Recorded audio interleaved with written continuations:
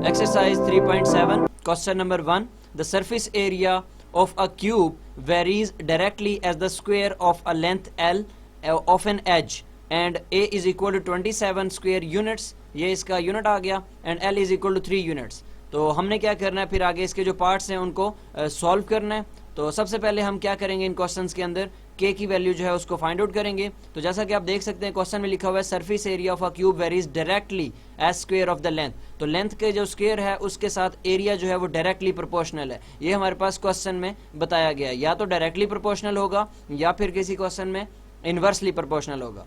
ठीक हो गया. तो यहाँ से हमने क्या किया, प्रोपोर्शनैलिटी का साइन खत्म किया. तो वहाँ पे इज इक्वल टू और के जो कांस्टेंट है उसको इस्तेमाल करेंगे. सबसे पहले हमने के की वैल्यू को कैलकुलेट करना है. तो एरिया की वैल्यू हमारे पास गिवन है वो है 27 स्क्वायर यूनिट्स एंड इसी तरह से एल की वैल्यू भी गिवन है, वो हमारे पास है 3 यूनिट्स. तो एरिया ए की जगह पे 27 आ जाएगा जबकि एल की जगह पे 3 आ जाएगा. 3 का स्क्वायर हमारे पास 9 हो जाएगा. 9 यहाँ पे मल्टीप्लाई हो रहा है, तो जब हम इसको राइट साइड पे सेंड करेंगे वहाँ पे जाके ये डिवाइड हो जाएगा. Then 9 1s are 9 and 9 3s are 27. तो हमारे पास के की जो आंसर आएगा वो हमारे पास हो जाएगा के is equal to 3.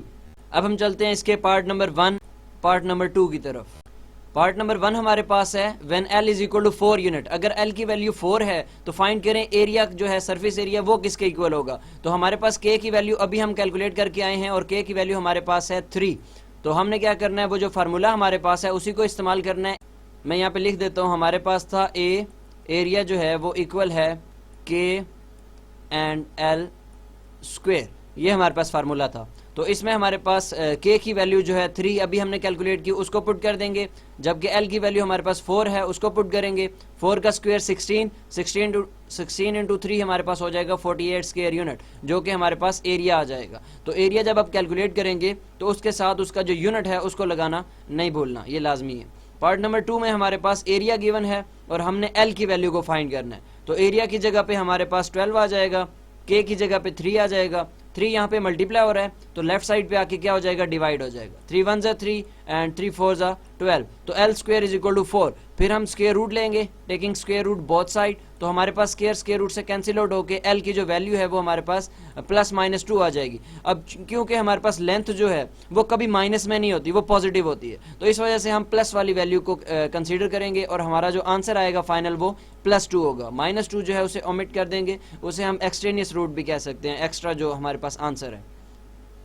Question number 6 है हमारे पास. Labour cost c varies jointly as the number of workers. ये हमारे पास पहली आ गई quantity and the average number of days, और ये हमारे पास सेकंड क्वांटिटी आ गई. तो हमारे पास जो लेबर की कॉस्ट है वो बेसिकली डायरेक्टली प्रोपोर्शनल है दोनों के साथ. किन दोनों के साथ, नंबर ऑफ वर्कर उनको हमने लेट किया एन के साथ डायरेक्टली प्रोपोर्शनल है, and the average number of days, और डेज के साथ हमारे पास डायरेक्टली प्रोपोर्शनल है डी के साथ. तो जॉइंटली का मतलब है कि आपने एन और डी इन दोनों को आपस में मल्टीप्लाई करवा के दोनों के जो सी है दोनों के साथ डायरेक्टली प्रोपोर्शनल है. तो इस तरह से आप इसको लिखेंगे जॉइंटली में. तो c is directly proportional to n and d. N number of workers and d number of days. अब हमने क्या करना है, प्रोपोर्शनैलिटी का साइन खत्म करना है, उसकी जगह पे इज इक्वल टू एंड के लगा देना है. और सबसे पहले जो वैल्यू फाइंड करनी है हमने वो हमारे पास के की वैल्यू है जो कि 27.5 है. तो कैसे कैलकुलेट किया इसे, तो हमारे पास क्वेश्चन में गिवन है कि cost of 800 workers for 13 days is this. तो कॉस्ट है हमारे पास 2,86,000. तो सी की जगह पे हम पुट कर देंगे 2,86,000 और जबकि जो हमारे पास एन की वैल्यू है उसको 800 उसको पुट कर देंगे और डी की वैल्यू 13 है उसको भी सब्स्टिट्यूट कर देंगे. अब हमने क्योंकि के कैलकुलेट करना है तो 800 हमारे पास जो 13 के साथ मल्टीप्लाई होगा उसका आंसर आ जाएगा 10,400. उसको हम जब लेफ्ट साइड पे भेजेंगे तो वहां पे जाके वो क्या हो जाएगा, डिवाइड हो जाएगा. तो फिर हमने कटिंग करनी है, हमारे पास 2 0 से कैंसिल आउट हो जाएंगे. बाकियों को 2 के टेबल पे सॉल्व करके आप या कैलकुलेटर से सॉल्व करके आप इसकी वैल्यू निकाल सकते हैं जो कि हमारे पास आ जाएगी 27.5. तो के का जो आंसर है वो आ गया हमारे पास 27.5. अब पार्ट नंबर 1 है हमारे पास, find the labour cost of 600 worker and 18 days. Days आपके पास 18 दिए हुए हैं तो आप डेज की जगह पे 18 को पुट करेंगे. वर्कर्स आपके पास 600 है तो वर्कर जो एन है उसकी जगह पे 600 आ जाएगा, जबकि के की वैल्यू हमारे पास 27.5 है. हमने कैलकुलेट क्या करना है, सी की वैल्यू कैलकुलेट करना है. सी क्या है हमारे पास, लेबर कॉस्ट है. तो इन तीनों को हम मल्टीप्लाई करवाएंगे, हमारे पास जो फाइनल आंसर आ जाएगा सी का वो आ जाएगा हमारे पास 2,97,000. और यहाँ पे आपका क्वेश्चन नंबर 6 एंड हो जाएगा. क्वेश्चन नंबर 9 है हमारे पास, the kinetic energy K E of a body varies jointly as the mass m of the body and the square of its velocity v if the energy is 4320 feet libra when the mass is 45 libra and the velocity is 24 feet second per second. Determine the kinetic energy of 3000 libra automobile traveling 44 feet per second.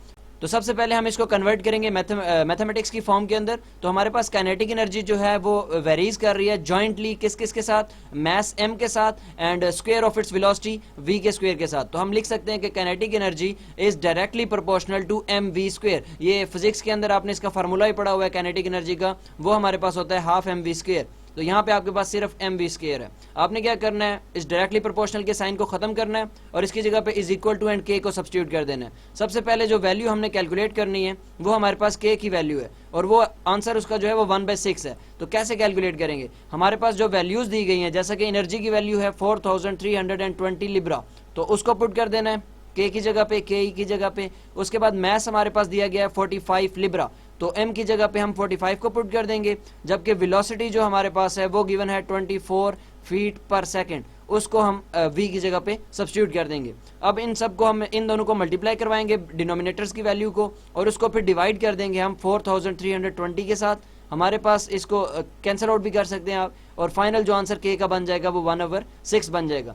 k की value को find करने के बाद अब यहाँ से आपके पास second part जो है इसका फर्स्ट पार्ट जो है वो स्टार्ट हो रहा है। यहाँ पे डिटरमाइन काइनेटिक एनर्जी, आपने काइनेटिक एनर्जी फाइंड करनी है और आपके पास जो मैस है वो है 3000 लिब्रा, जबकि वेलोसिटी जो है वो 44 फीट पर सेकेंड है। तो आपने जो फार्मूला था उसके अंदर k की वैल्यू को पुट किया तो आपके पास बन गया kinetic energy is equal to mv square divide by 6। ठीक हो गया। अब मैस की वैल्यू आपके पास गिवन है 3000 Libra and velocity is also given. You just have to put them in the formula and you have to find the kinetic energy. 44 का square लेंगे आप, उसके बाद मल्टीप्लाई कराएंगे 3000 से, जो आंसर आएगा उसको 6 से डिवाइड कर दें और सिंपली आप इसको फाइंड कर सकते हैं काइनेटिक एनर्जी को, जो कि आ जाएगी 96,400 और लिब्रा। तो यहाँ पे आके आपका जो चैप्टर है वो एंड हो जाएगा। शुक्रिया।